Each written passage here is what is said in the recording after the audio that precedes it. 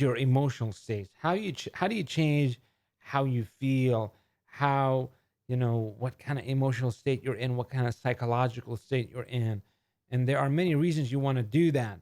One of them is, for as I mentioned in the last episode, what was it? In episode number 4, I talked about the key to compelling communication, to good copywriting, is being in the right emotional state.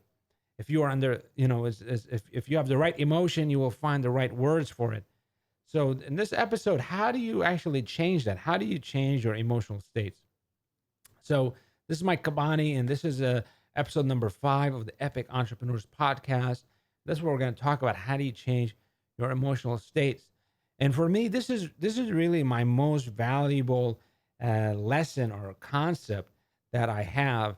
And I look at my productivity. A lot of people look at me and they're like, Mike, you're so productive. You achieve so much. And oftentimes they don't. A lot of people don't even know how much I achieve. They think I have a much bigger team than I do because of just how much we get done. And but the main reason that has allowed me to do that is that's been my secret, because I used to be so unproductive. I used to be just, it would take me just forever to accomplish things, and I would have so many days where I would just I would just have a whole week where I would just be unproductive. I'd have a whole month where I used to be unproductive, and more so not achieving things. And but I finally learned, the secret to achievement, and the secret is, it turns out it's these emotional states. If you can control your emotions, you can control your emotional states, you can achieve anything you want. Because think about it. Why do we do or not do something? Well, it turns out, it's like, why don't you do this thing? Well, because it's boring, right? Well, what is that boring? It means we're unmotivated. We're not inspired enough to do it, right? It's an emotional problem, right? It's too boring. It's too difficult. You know, I'm too tired. That's also a type of emotional problem, emotional block, or whatever you want. Or a lot of things that really hold us back is fear. We're afraid of so many things. We're afraid of launching this thing. What if it fails? What if it doesn't succeed? What if whatever? That's an emotion as well. So all these things, perfectionism, uh, over preparing, uh, the fear of failure, this avoidance behaviors, self sabotage, distraction. All those things are emotional issues. There are ways we use to regulate our emotions, but in kind of these destructive ways oftentimes. So the key is, if you learn how to do it properly, how to manage your emotions in a powerful, productive way, positive way, then you can. It's so much better. It's so much better, guys. So this is what I want to share with you. How do you change your emotional states? Okay. So I studied this a lot, and I'm going to reduce it down to very simple things. And in fact, you might think of my suggestions and you might think, Mike, these are too simple. Well, they are simple, but they work. And that's really the key, is we want things that work, not things that sound good, things that do good, things that work. And what I'm going to share with you, because I've studied, so much personal development. I don't know about you, but I've read, hundreds of books on personal development and watched, thousands of hours, and of listening, and literally, there are books I've listened and read like tens of times, dozens of times. I've read them over and over again. So, so that this is not my, kind of the first, this is like, oh, this is my beginning framework for productivity. No, this is something that I've tested over and over again. I've studied a lot. So here's how it is. So changing your emotional state. So in terms of emotions, there are a couple of things to for us to kind of clear up. Is so let me just I'll write them here. So if you guys are on YouTube, you will see them. But if you're just listening, you can just listen along. I'll tell you what I'm writing. So what we have is, we have one thing that we deal with is pain. pain is this thing that is a big problem. That's kind of a that's a big emotional block, big emotional obstacle. And this pain, and pain is physical, it's emotional, it's mental. We have all kinds of pains. So it's important to know that, because there's this kind of this, I mean, you've noticed it yourself when you're feeling sick, when you're feeling you have a back pain, a neck pain, your productivity suffers, right? Because your body, when your body feels pain, it inherently kind of wants to shut down, right? It wants to rest, it wants to protect itself, so it doesn't want to just to take action and like be creative and do all these things, unless the pain is pushing you that way. But usually, if you have back pain or neck pain or stomach pain or whatever pain it is you're having, it stops you, it slows you down. So that's one key, is the one key is reducing pain, minimizing pain. You want to do that. So the number one key is any kind of health problems you have, stomach problems, back problems, muscular problems, pains, to reduce them, because all that, it causes a type of negativity. You can deal with it. There are ways to deal with it, but it's in general, it's better to have less pain, because the pain it confuses things. So that's number one, is reducing pain is the number one element. The number two thing is now managing your state. So managing your state. How do you manage your state? So this is what I have for managing your state. The number one thing I discovered that works really, really well is just media. Just very simple media. And media in terms of video, in terms of music.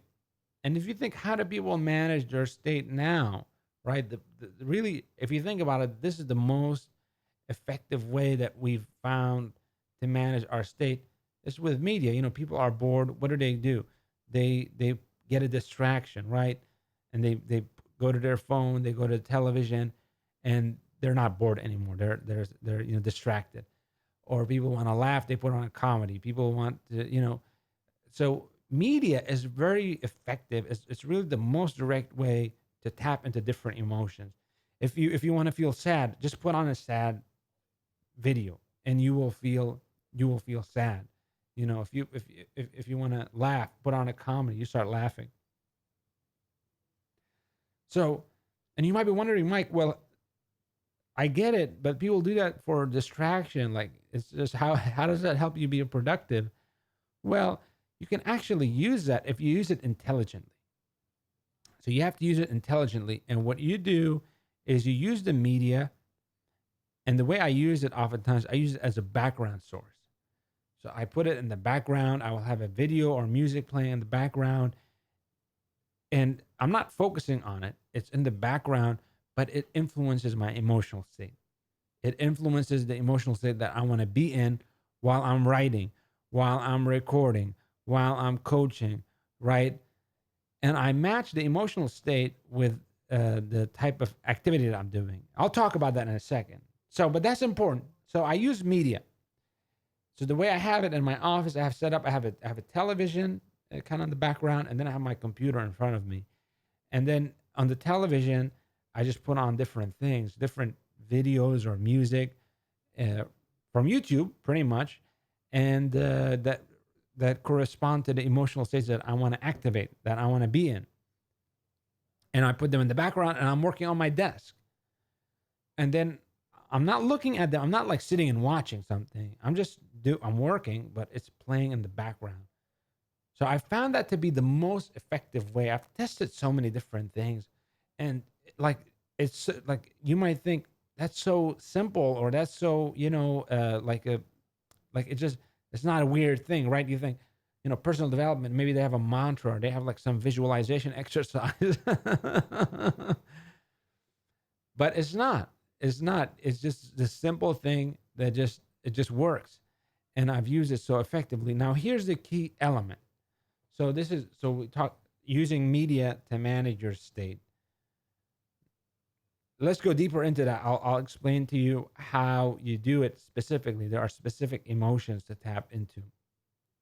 So use media, and you put it in the background for your emotional states. So the emotional states, here are the primary, so these are the primary emotional states. Primary emotional states. I'll start with the negative ones.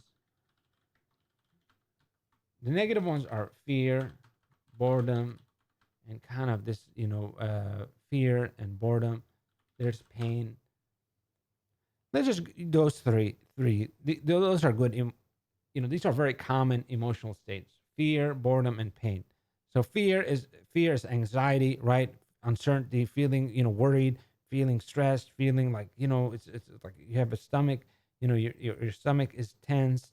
You feel like maybe you might feel like nauseous or all these feelings of anxiety, of worry. When you look at you have impending bills or you have something, you have concern about something, you start to breathe kind of, quickly. You start feeling that constriction. That's what fear is. Okay. That's one emotional state, one negative emotional state we face. Another one is boredom. Boredom is just being uninspired, being like, unmotivated, being, just like a low energy, kind of being tired. That's another state that we face, right? When we don't feel like, I just don't feel like it, right? I'm too bored. I'm too, whatever. And then pain is where we feel we're suffering.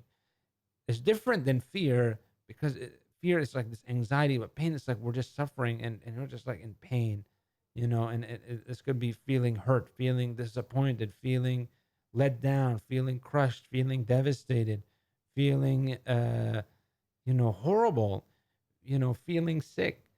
That kind of just, it's like just feeling bad, just bad feeling.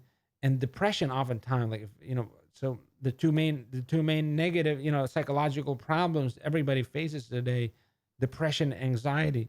Well, depression in a way is a combination of that pain and boredom, and a lot of it is pain, just feeling just all this pain. So how do we deal with those three negative emotions? So I'll give you the antidotes. So here are the antidotes for the three emotions. Let's start with boredom. So the antidote for boredom. Well, the antidote for boredom is really just, excitement. That's the opposite of it. It's just excitement. So oftentimes, boredom is just, we're tired and maybe we do need to rest, but also we can't just rest forever. Oftentimes, you notice if you're bored, well, you'll just be bored and keep being bored and bored and bored forever, and you'll have a boring life. So the key is to get excitement. We're bored because it's things are boring. Uh, so adding in excitement, adding some kind of emotional excitement, uh, and there are a lot of things you can do. But the main antidotes I'll give you is in terms of media that you can use, because that's the easiest. It's like almost like a you can just put on you are using media right now, so you can just change it. You can do it, use it immediately. So the antidote for boredom is, yeah, excitement. So think of comedy or action movie or some kind of something exciting, but this kind of positive excitement, or either positive or profound, but it has to be exciting, not like a deep. See, there are like there are movies or stuff that are kind of more deep or more kind of slow. They are more meditative, or like a documentary, like a nature documentary. You don't want to watch that when you're bored, because you already, when you're bored, you're kind of tired, and that will just make you kind of more tired. So you don't want things that are kind of too slow, too deep, unless you want to rest. That will cause you to rest. Uh, but if you want to like energize yourself, you need exciting things, and the type of exciting things you want, kind of this positive excitement, this like happiness, energy, passionate things, exciting things like an action movie, comedy. You can like Saturday Night Live skits, that kind of stuff, that kind of action excitement. Think about cartoons, like that's because think about kids. What is the kids? Their main problem is boredom. Well, they have how do they solve that for kids? They give them cartoons that gets them excited. So oftentimes when I'm struggling with boredom, that's what I do. I put on something exciting, and and I'll have it in the background, and then I'll be working. I'll be working, doing stuff, writing or whatever, planning or whatever it is, where it's boring. I put on that kind of cartoons or whatever in the background, and I'm feeling. I'm not bored anymore. I'm excited, and I can do the work. I can do the task in front of me. Okay, so that's the first antidote for that, for boredom. So the antidote for boredom equal excitement and positive energy. Positive energy, kind of like kids, just stuff, action stuff, that kind of stuff. That's one. What's the antidote now for fear? Antidote for fear. The antidote for fear. There are many different ones, but the best one I found is, and this one, God, I want to remember how I discovered this. God, I don't remember how I discovered this, but oh yeah, I remember. There was a time many years ago. I was feeling, I was in a rut. I was really in a rut, and I realized the rut I was in, it was caused by, a lot of it was just anxiety. I was changing my business. I was making so many changes, and I was not sure about the future. I was not sure about how things are going to go. I wasn't sure about what to do, right? There was so much confusion, and there was so much anxiety during that time, so much fear. And I remember, just these weeks going by and feeling like I made so little progress. But then finally, I remember there was some kind of video, some kind of motivational video that was very powerful, very like in your face, very powerful, type of motivational video. And I remember like kind of just almost like it was like a jolt. It was like, jolt. And I just was like, just feeling, I felt strong. I felt really strong listening to that. And then I thought, is that, and then I started to see the solution. I started to make progress, and I solved the problems. So in that moment, I thought, is that the answer? Or I started to think, is that what needs to happen when a person is feeling anxious, when they're worried? Do they need that power? And I realized, now I can say definitively that yes, that really the antidote for fear is power. It's power. It's just where if the stronger you feel, the more you can overcome, the more fear you can overcome. And in fact, you don't see the fear when you are powerful, when you feel strong, that you don't feel afraid. And you see oftentimes you see people who do very stupid things, and it's like, we look at them on video. It's like, how could they do that? It would be terrifying for us to do that, but they can do that because they're feeling strong, and they don't see the fear, they don't see the risk. So obviously they're applying that concept in a kind of destructive way there, but we can apply it constructively, where we can overcome the fear by just feeling strong. So you might be wondering, well, Mike, how? So the antidote for fear is really is power. That's really the antidote for fear. But how do you access power? How do you actually get to power? Because it's like, it's an abstract thing. So I'll tell you how to do it in terms of media. So the closest thing, the closest emotion to power is anger.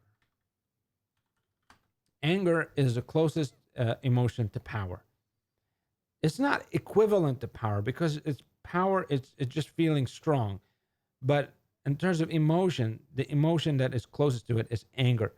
So the easiest way to feel powerful is just to get angry. Just to get angry. And in fact, what I do is putting on something angry. I put on like an angry. I have different clips, and there's a movie. So there's a movie called Crank. That's 2006 with Jason Stratton or whatever his name is. Movie Crank. That movie is just about rage. It's about anger. It's just about. It's just like an angry movie. But I remember I used to watch it a lot when that I had some business problems, and I had so much anxiety and worry, and I'll put that movie on, and it was so motivational. And you would think it wouldn't be. Like, how could anger be motivational? But it really can be. And here's the thing: you have to make sure to use this antidote for fear, this anger. Is you don't want to overuse it.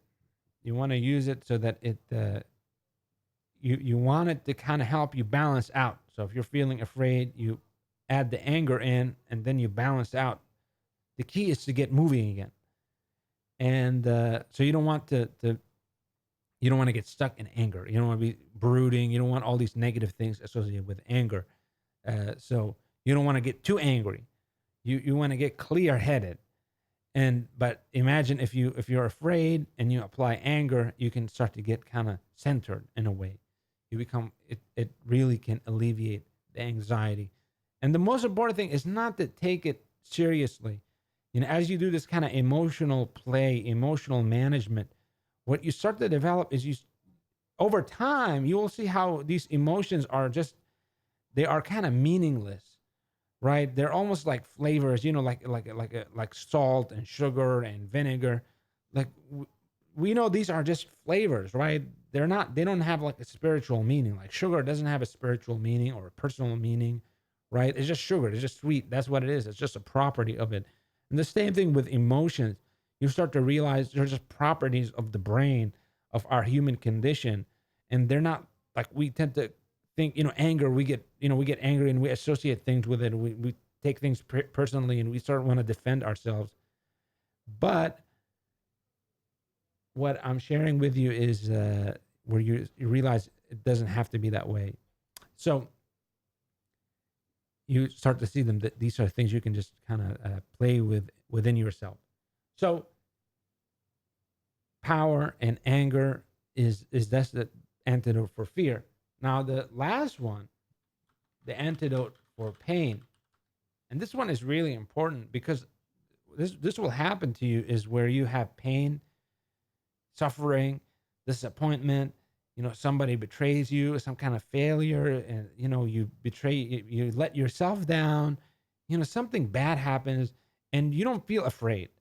That's and you're not feeling bored or uninspired, and you're not feeling afraid or anxious, but you're feeling bad. You're feeling horrible. You're just feeling like just this disgusting or this like horrible or this like what's the point type of feeling, and what that is pain. That is suffering.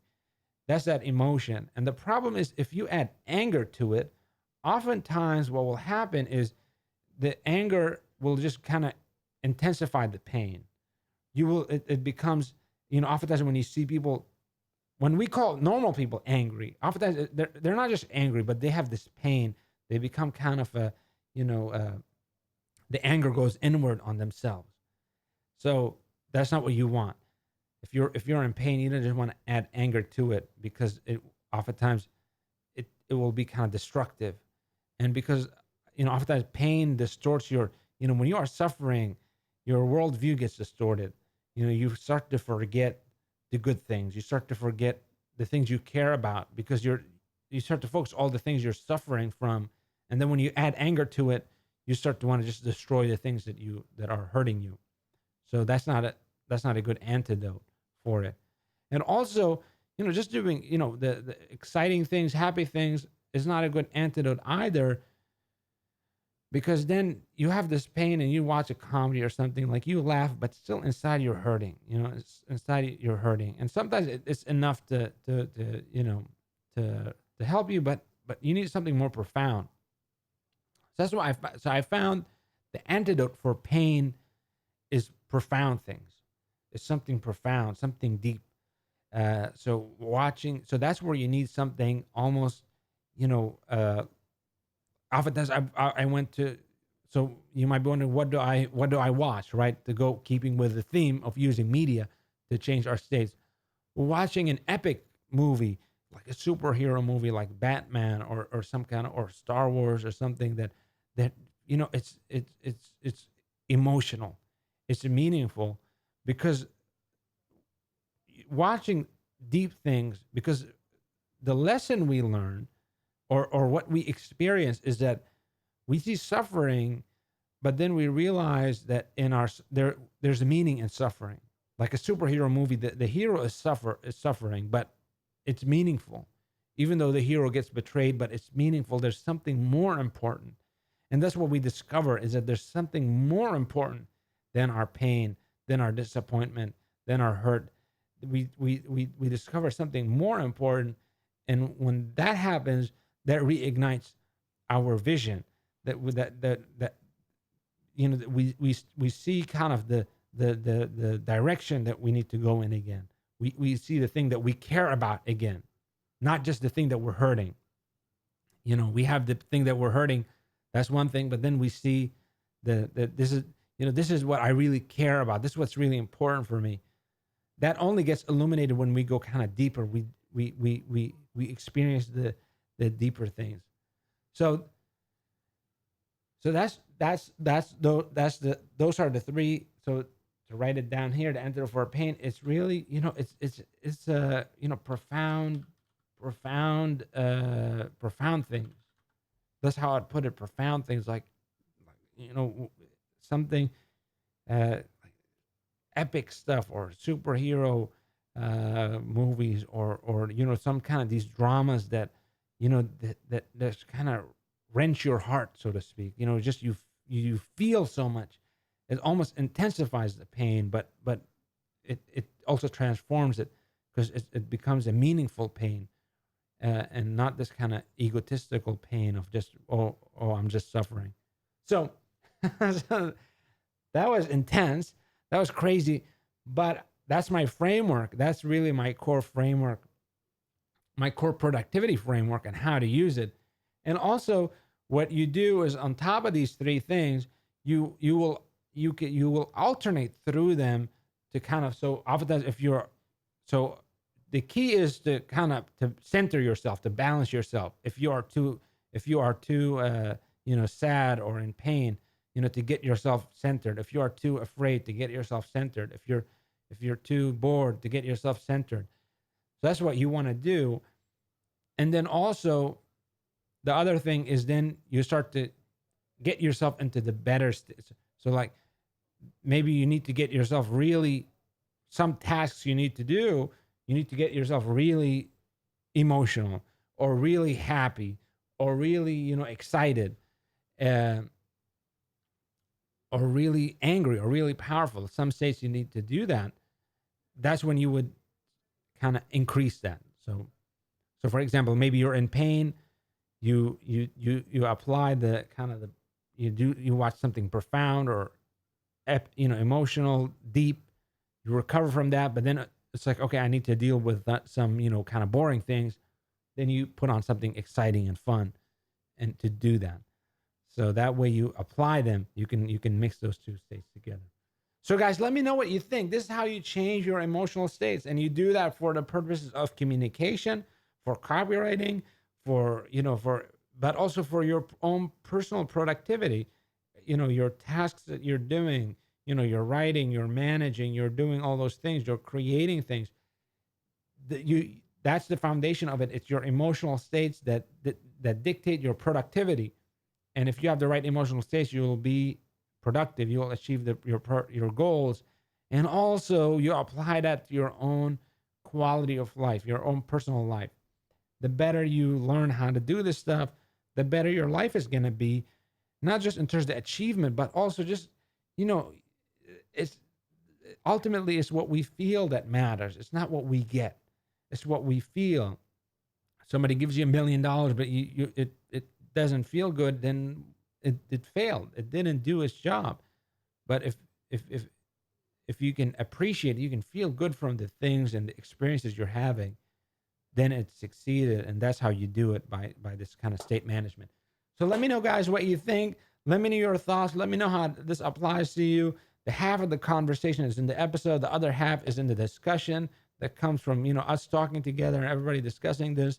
Let me know your thoughts. How did this apply to you? What epiphanies or ideas or thoughts you had from this about emotional states? Let me know in the comments. Share what you think. Let's keep talking. And yeah, and subscribe. Hit like or whatever. If you liked it, let me know, and I'll talk to you soon, guys.